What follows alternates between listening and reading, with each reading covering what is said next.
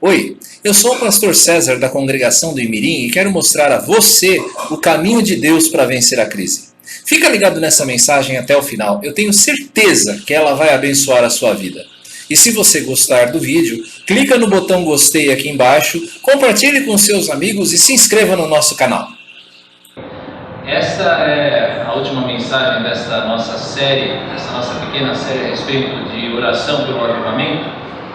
E eu quero convidar você então a abrir a sua Bíblia no livro de Atos dos Apóstolos, capítulo 4, a partir do verso 23 até o verso 31. Atos capítulo 4, versos 23 a 31. Uma vez soltos, procuraram os irmãos e lhes contaram quantas coisas lhes haviam dito os principais sacerdotes e os anciãos. Ouvindo isto, unânimes levantaram a voz a Deus e disseram: Tu, soberano Senhor, que fizeste o céu, a terra, o mar e tudo que neles há, e disseste por intermédio do Espírito Santo, por boca de Davi, nosso pai, teu servo: por que se enfureceram os gentios e os povos imaginaram coisas vãs? Levantaram-se os reis da terra e as autoridades ajuntaram-se a uma contra o Senhor e contra o seu ungido, porque verdadeiramente se ajuntaram nesta cidade contra o teu santo servo Jesus, ao qual ungiste, Herodes e Pôncio Pilatos, com gentios e gente de Israel, para fazerem tudo o que a tua mão e o teu propósito predeterminaram. Agora, Senhor, olha para as suas ameaças e concede aos teus servos que anunciem com toda a intrepidez a tua palavra, enquanto estendes a mão para fazer curas, sinais e prodígios por intermédio do nome teu santo servo Jesus. Tendo eles orado, tremeu o lugar onde estavam reunidos. Todos ficaram cheios do Espírito Santo e com intrepidez anunciavam a palavra de Deus. Pai, concede-nos agora a tua iluminação de tal maneira que compreendamos a tua palavra, que ela encontre guarida no nosso coração e mente, e assim, ó Deus, ela também nos transforme no coração, de tal maneira que sejamos cada vez mais semelhantes ao teu Filho Jesus. Nós oramos ao Pai, no nome dele. Amém. Crise parece ser a palavra do momento. Nós temos no nosso país hoje uma crise política com a corrosão das nossas instituições. Nós vivemos uma crise econômica e percebemos o agravamento da inflação, do desemprego. Vivemos uma crise moral no nosso país em que os valores parecem ter sido deixados de lado, em que as pessoas já não conseguem mais viver de acordo com valores estabelecidos pela palavra de Deus. A crise chega também à igreja, e nós percebemos em muitas igrejas uma falta de alegria na adoração, falta de amor no relacionamento interpessoal, falta de zelo na busca por santificação, falta de vigor na missão que o Senhor Jesus Cristo nos deixou. A pergunta de hoje é: como a igreja pode superar a sua crise? E não apenas superar a sua própria crise, mas também colaborar para que o nosso país também supere a sua? O que nós temos nesta narrativa que acabamos de ler no livro de Atos é a história de quando Pedro e João foram libertados pelo Sinédrio. Tudo isso, toda essa história começa quando eles vão ao templo para orar, ali encontram um homem aleijado, deficiente, e eles operam no nome e no poder de Jesus Cristo a cura desse homem. Então os sinedristas, os líderes do povo de Israel, os levam presos e os interrogam. E Pedro então faz um discurso chamando aqueles homens ao arrependimento e à fé em Jesus Cristo. Pedro e João estão presos, a igreja está crescendo. No interrogatório eles dizem que é por meio de Cristo que eles crucificaram, por meio do Cristo que eles crucificaram, que aquele homem foi curado. Foi por nome de Jesus, o crucificado pelos líderes do povo de Israel, que aquele homem foi liberto da sua enfermidade. Os líderes do povo então os ameaçam a deixar de pregar em nome do Senhor Jesus Cristo. E eles então se recusam em parar de testemunhar. Então eles vão até a igreja, eles se voltam para a reunião do povo de Deus que estava em oração por causa dessa situação. E a igreja, ao ouvir o relatório de Pedro e João, faz o contrário do que era de se esperar. Muitos de nós, certamente, numa situação como essa, talvez nos intimidaríamos. Nós ficaríamos atemorizados em continuar com a nossa tarefa. Nós talvez tivéssemos que buscar alguma maneira de continuar fazendo o que fazemos no oculto, no escondido. Mas a igreja do Senhor Jesus Cristo, ela não se intimida. Ela eleva a sua voz em oração, uma só voz, em uma somente, e então ela ora a Deus. Eu quero dizer a você que nós também não precisamos nos intimidar. Eu e você não precisamos nos intimidar diante da crise, diante da perseguição. Nós não podemos e não devemos nos intimidar quando as coisas parecem que não vão bem. E a chave, a grande resposta para a crise é ter em vista a quem nós servimos, orando ao Senhor da missão. Quem é o Senhor da missão a quem nós oramos? Primeiro, nesse texto, nós vemos que o Senhor da missão é o Pai que a tudo governa. Sim, o Pai de nosso Senhor Jesus Cristo, que é o Senhor de toda a criação, descrito aqui como Deus que criou os céus, o mar e a terra. Isso para mostrar que Ele tem controle total sobre todas as coisas que Ele criou. Deus, o nosso Deus, é Senhor absoluto. A sua autoridade é uma autoridade que não admite contestação. Podemos contestar os nossos líderes, os nossos governantes, como vemos nas manifestações desta semana, mas a autoridade do nosso Deus é uma autoridade incontestável. É sobre Ele que diz Provérbios 21:30, quando diz: não há sabedoria, não há inteligência e nem mesmo conselho contra o Senhor. Ou seja, todo aquele que se coloca contra o Senhor certamente será derrotado, porque Ele é o Senhor de tudo, Ele tem controle de todas as coisas, nada escapa do seu governo, absolutamente nada, nem mesmo os planos dos homens. Os homens traçam planos contra o Senhor, contra a sua igreja, mas todos esses planos, por fim, certamente serão frustrados, porque Deus não é somente o Senhor de toda a criação, como também Ele é o soberano de todos os planos humanos. O Pai é o soberano de todos os planos humanos. Nós temos aqui no nosso texto, nos versos 25 e 26, uma citação do Antigo Testamento. É a citação de um salmo messiânico muito conhecido, o Salmo 2. Aqui a igreja em oração está orando a palavra de Deus, está orando o texto da Escritura. Ela não tem como errar quando faz isso. E ela está orando aqui os 2 primeiros versos do Salmo 2.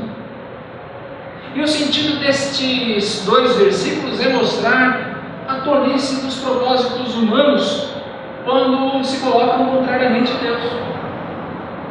Os reis da terra, as autoridades, os principais do povo, aqueles que exercem governo, toda pessoa que tenta tramar um plano contra o Senhor certamente vai ser frustrado. É uma tolice, é um plano vão que não vai encontrar resultado.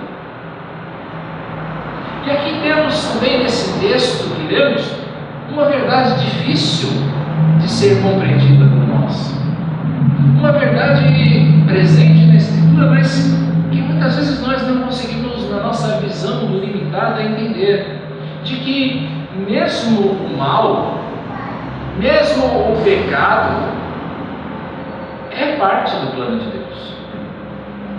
Deus usa até mesmo os maus propósitos do coração do homem para fazer cumprir os seus propósitos. Herodes, Pilatos, Pilatos, gentios, povo de Israel, todos aqueles que se reuniram ali para crucificar o Senhor Jesus Cristo, não estavam fazendo isso por si só apenas. Sim, eles são responsáveis porque eles escolheram fazer isso. Mas Deus é quem estava no controle, Deus é quem estava governando todas as coisas, reunindo esses homens, reunindo a pureza do seu coração, reunindo o seu pecado, para por meio desse pecado trazer à luz o seu plano redentor, de mandar o seu Filho à cruz no meu e no seu lugar. O plano soberano de Deus não pode ser ocultado, não pode ser impedido por causa das maquinações do ser humano. Abra, por favor, a sua Bíblia no livro de Apocalipse, capítulo 17. Eu quero compartilhar com você uma verdade preciosa para mostrar que mesmo a maldade do homem não escapa do controle de Deus. Apocalipse 17, nós vamos ler os versos 12 a 14 e depois o 17, que diz assim, falando a respeito da besta: os 10 chifres que viste são 10 reis, os quais ainda não receberam o reino, mas recebem autoridade como reis, com a besta durante 1 hora. Têm estes um só pensamento e oferecem à besta o poder e a autoridade que possuem. Pelejarão eles contra o Cordeiro, e o Cordeiro os vencerá, pois é o Senhor dos senhores e o Rei dos reis. Vencerão também os chamados, eleitos e fiéis que se acham com ele. Uma pausa aqui. São reis, são autoridades que fazem guerra contra o Cordeiro, que fazem guerra contra o povo, que são aqueles que se colocam contra Jesus e contra a sua igreja. Mas veja o verso 17: porque em seu coração incutiu Deus que realizem o seu pensamento, o executem a uma e deem à besta o reino que possuem, até que se cumpram as palavras de Deus. Vejam que coisa misteriosa, mas preciosa, meus irmãos. Estas autoridades não fazem isto de livre expressão, mas é Deus quem as ajunta. É Deus quem faz essas coisas para cumprir o seu propósito. Deus, o Pai, é aquele que a tudo governa. Ainda que o próprio povo de Deus se coloque contra este propósito, Deus não vai ser frustrado. Nós recentemente terminamos aqui uma série de mensagens sobre o profeta Jonas, um homem que ousou discordar de Deus, um homem que ousou resistir ou se colocar contrariamente ao plano que Deus tinha para Nínive. Mas qual foi o resultado?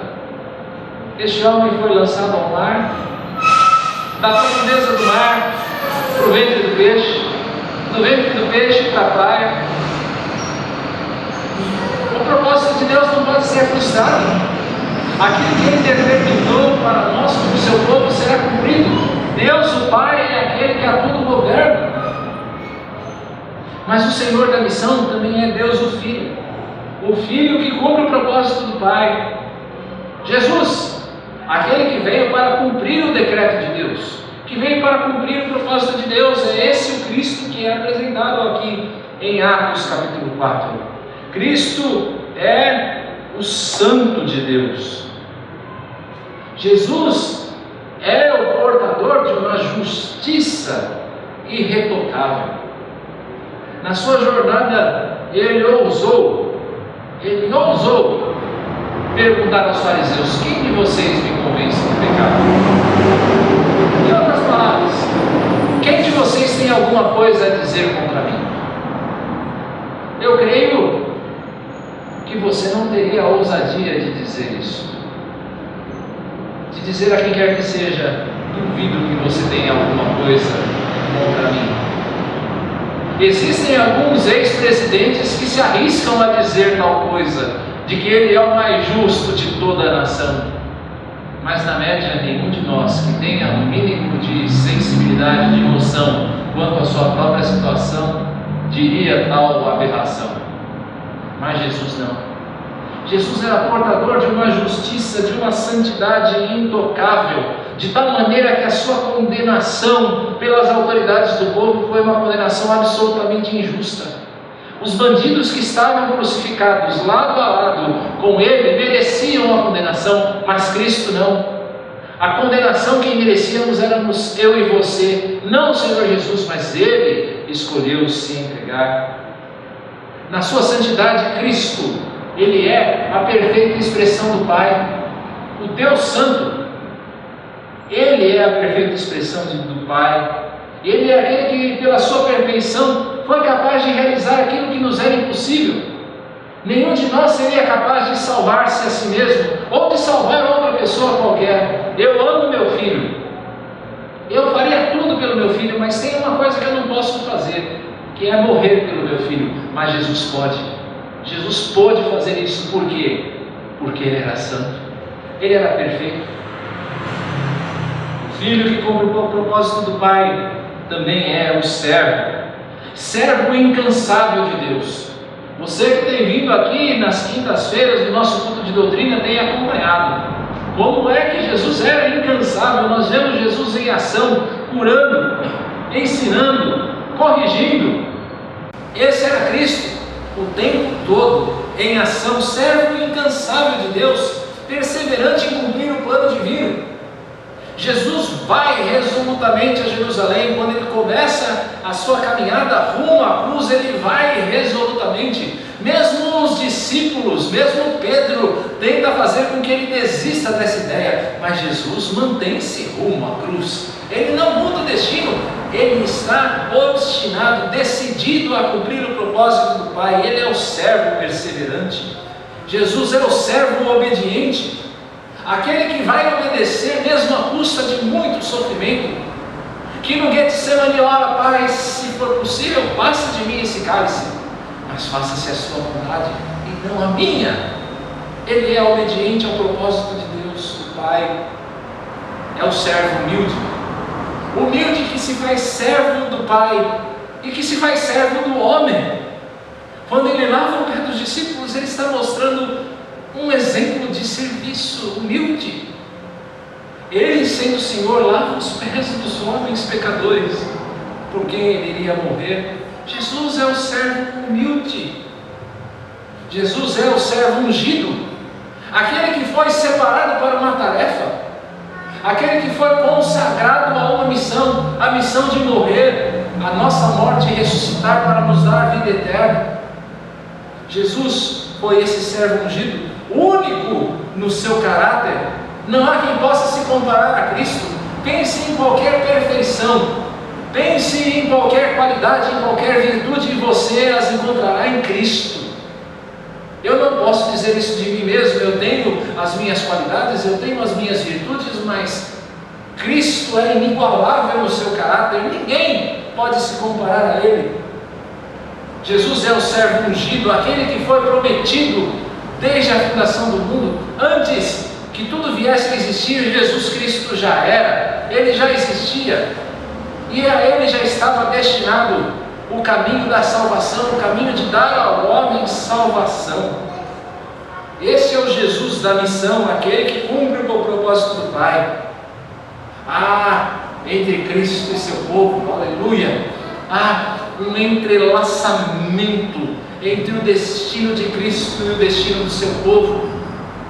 Assim como Cristo nós sofremos por nossa obediência, está destinado o sofrimento a todo aquele que quiser viver piedosamente, a todo aquele que quiser viver a imagem de Cristo. Está destinado o sofrimento, a rejeição, a perseguição, mas também está destinado a esses a glória de Cristo, de tal maneira que o destino de Cristo é o destino do seu povo. Ir contra a igreja é ir contra Cristo. Quando Paulo encontra Cristo no caminho de Damasco, e ele vê aquela luz e cai do cavalo, literalmente, Cristo pergunta a ele: Saulo, Saulo, por que me persegues? Paulo estava perseguindo a igreja, e Cristo disse: por que me persegues? Nós nos identificamos com esse Senhor Jesus Cristo, Ele se identifica conosco. O Senhor que nós servimos é o Senhor que cumpre o propósito do Pai, é o Filho que cumpre o propósito do Pai. Por fim, o Senhor da missão é o Espírito que nos enche de poder nesse texto. Olhe para esse texto e você vai ver a ação do Espírito Santo, o que a igreja clama para Deus, para que seja realizado por meio do seu Espírito. A igreja ora: Senhor, olha para as ameaças que nos são feitas. Pedro e João haviam sido ameaçados e a igreja disse: Senhor, olha para as ameaças que esses homens estão fazendo à tua igreja. A igreja está orando aqui por ânimo e por segurança diante das dificuldades. E o Espírito Santo, que é o Consolador, é aquele que não permite que eu e você nós desanimemos diante das tribulações, das nossas dificuldades. O Espírito faz lembrar a mim e a você, meus irmãos, da nossa condição de filhos de Deus. Se tem algo que você tem de lembrar a seu respeito todas as manhãs, quando você acorda, quando você se olha no espelho, é de que você é um filho de Deus. Não existe identidade maior do que esta, de saber-se filho de Deus. E é o Espírito que nos lembra disso, que nos anima e que nos assegura que, como filhos, nós somos herdeiros de todas as bênçãos espirituais que existem em Cristo. E se isso não é capaz de trazer ânimo a você, então nada mais pode. O Espírito nos faz ver que nenhum fio dos nossos cabelos vai se perder se assim não for determinado por Deus. É o Espírito Santo que nos lembra disso, de que as pessoas podem nos ameaçar, de que os problemas podem vir, mas que nada irá nos acontecer se não for debaixo da permissão de Deus. É o Espírito que nos garante que, ainda que nós tenhamos de oferecer a nossa vida em sacrifício, ainda que Deus não nos livre da morte por amor do seu nome, uma grande recompensa me aguarda, uma grande recompensa aguarda você. É o Espírito quem nos lembra disso. A igreja ora: Senhor, dá-nos intrepidez, dá-nos ousadia, dá-nos coragem diante das dificuldades. O Espírito Santo, meus irmãos, não permite que nós sejamos tímidos diante das ameaças. Nós não podemos ser tímidos e o Espírito Santo não permita que nós nos intimidemos. Isaías 51:12, o Senhor diz assim: Eu sou aquele que vos consola. Olha o Espírito Santo aqui, o Consolador. Quem, pois, és tu para que temas o homem que é mortal, ou o filho do homem que não passa de erva? Em outras palavras, por que é que você vai temer o homem se eu estou do seu lado? Não se intimide. Não se intimide diante das ameaças. O Espírito nos faz lembrar de que nós somos servos do Rei soberano. Eu e você somos servos do Rei soberano. Eu não sei se você é filho único ou se você é o filho mais velho, mas é bem capaz que você se reconheça nessa situação, de muitas vezes você ser uma criança pequena e você tem um amiguinho da escola que enche a tua paciência e que te ameaça. E aí um dia você tem o seu irmão mais velho ou você tem um amigo mais forte e você começa a andar do lado dele. E aí você começa a se tornar até fanfarrão, né? De olhar para aquele amiguinho, para aquela criança que estava te enchendo a paciência. Você diz: e agora? Vem porque tem alguém que é mais forte aqui comigo. Você começa a ficar corajoso, não é verdade? É assim que nós devemos ser com Deus. É assim que o Espírito Santo nos torna, fazendo-nos lembrar de quem é que está do nosso lado. Ousadia. O Espírito Santo também nos capacita. A igreja diz: Senhor, dá-nos ousadia enquanto o Senhor estende a mão para fazer prodígios, enquanto o Senhor estende a mão para fazer grandes sinais. Bem, pode ser que nós nunca operemos grandes sinais. Pode ser que ninguém nunca seja miraculosamente curado por causa da sua oração. É possível que sim, pode ser que não. Mas uma coisa é fato: seja qual for a nossa tarefa, ela será absolutamente ineficaz se o Espírito Santo não estiver nela. Separados do Espírito, nós não temos poder algum. E é por isso que a igreja ora: Senhor, dá-nos capacitação, dá-nos poder, dá-nos ousadia. É o Espírito Santo, afinal de contas, quem convence, quem regenera, quem confronta. Você pode ser um excelente argumentador, Você pode ser uma pessoa que sabe racionalizar, que sabe se colocar em palavras, que tem palavras bonitas, um pensamento bem estruturado. Mas ao testemunhar para alguém de Jesus Cristo, belas palavras não vão te servir de muita coisa se o Espírito Santo não estiver agindo, se o Espírito Santo não estiver operando a regeneração, a transformação no coração. Nós precisamos do poder do Espírito. É o Espírito quem traz a conversão, meus irmãos, por meio da fé. E só o Espírito pode produzir fé no coração do homem, para que ele creia. Nós precisamos disso e a igreja aqui está orando por isso. Quem é o Senhor da missão? Por que é que eu e você não podemos nos intimidar? Nós não podemos nos intimidar porque nós temos um Pai que governa todas as coisas, Deus Pai, que a tudo governa. Nós temos conosco Deus Filho, que cumpre o propósito do Pai. Temos conosco o Deus Espírito Santo, que nos enche de poder. Bem, então é Deus quem faz tudo? Sim, é Deus quem faz tudo. Na nossa missão, na nossa tarefa como igreja do Senhor Jesus, de abençoarmos vida, de oferecermos alternativas, respostas, a única alternativa sadia e eficaz para transformar esse país, Deus é quem pode fazer tudo isso. Mas qual é o papel da igreja? Qual é o papel da igreja? É reconhecer que nós, como povo de Deus, somos totalmente dependentes dele na missão que nos foi confiada. É Deus quem faz todas as coisas. A nós cabe o reconhecimento de que nós dependemos dele.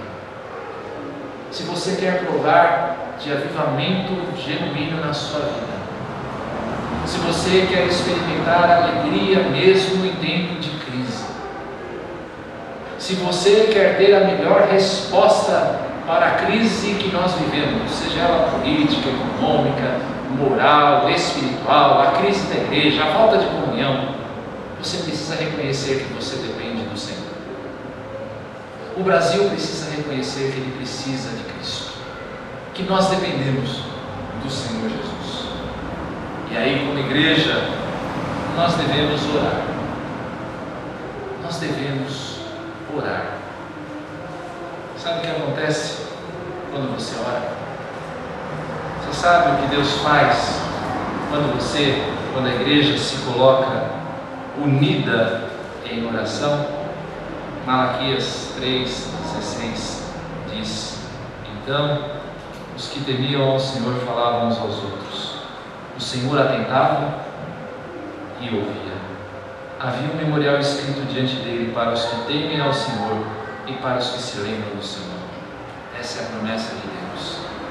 Quando o povo de Deus se une em oração, buscando a face do Senhor, Deus ouve e Deus responde. Prova disso é o verso 31 do nosso texto. Quando eles começaram a orar, quando eles terminaram a oração, a casa tremeu. A casa tremeu.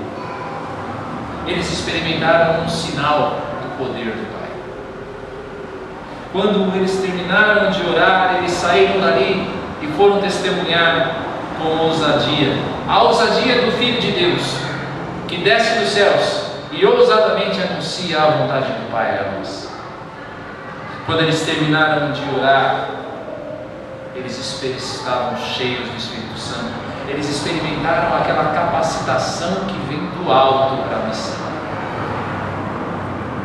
Veja o que acontece depois no capítulo, até o final do capítulo 5. Veja o que acontece depois deles orarem. Nós temos uma igreja que está unida. Nós temos uma igreja em que os apóstolos davam um testemunho com grande poder. Uma igreja em que não havia necessitados. Nós temos uma igreja em que o temor do Senhor é despertado diante da história de Ananias e Safira, o grande prodígio, triste é verdade, de morte, mas ainda assim um sinal do poder de Deus no meio daquele povo.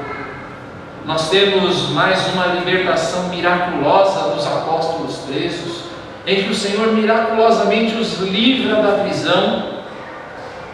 Nós temos a igreja anunciando com ousadia o Evangelho, convencendo até mesmo alguns dentre a liderança religiosa do povo. Tudo isso porque Deus respondeu a essa oração. Meus amados, eu quero concluir. Nós precisamos restaurar a oração corporativa na vida da igreja. Eu quero deixar só este desafio para nós como povo de Deus. Nós precisamos nos reunir como povo de Deus para orar, para clamar o poder do alto. Nós precisamos, meus irmãos, a fim de que nós experimentemos a vida de Cristo no nosso meio, a fim de que nós experimentemos o vento renovador do Senhor no nosso país, a fim de que Deus seja glorificado na nossa nação. Nós precisamos orar. Você precisa orar na sua casa. Eu quero que você assuma esse comprometimento, a partir de hoje, de orar para que Deus envie um avivamento aqui para esta congregação. Deus precisa mandar um avivamento para esta congregação. Eu quero que você se comprometa a orar, todos os dias, pelo menos uma vez por dia. Não custa nada a você. Eu sei que você ora todos os dias, que você coloca a sua vida diante do Senhor, que você ora pelos seus problemas, pelas suas dificuldades. Ore pela sua igreja, para que o Senhor a torne um instrumento poderoso nesse lugar. Pelo seu pastor, ore. Vamos nos unir no seu propósito de oração, meus irmãos. Nós vamos nos unir também para orarmos juntos. Já está no seu boletim, depois vamos reforçar aqui na parte dos avisos. A partir da outra semana, a próxima semana é Páscoa, uma programação especial. Mas a partir da primeira semana de abril, nós vamos começar as nossas atividades aqui todos os domingos mais cedo. 5:30 da tarde nós vamos abrir essas portas. Vamos abrir um pouco mais cedo, na verdade, mas 5:30, a partir das 5:30, nós vamos começar a orar aqui. Vai ser um momento em que nós não vamos orar pelos nossos problemas particulares, não é momento disso. Nós vamos orar pela igreja do Senhor Jesus. Vamos orar para que essa igreja faça a diferença nesse bairro, para que essa igreja faça a diferença nessa cidade, para que você faça a diferença na sua rua, no seu bairro, onde Deus está te levando, no seu emprego. Nós temos de orar. E nós vamos começar a fazer isso agora, orando ao Senhor. Feche seus olhos.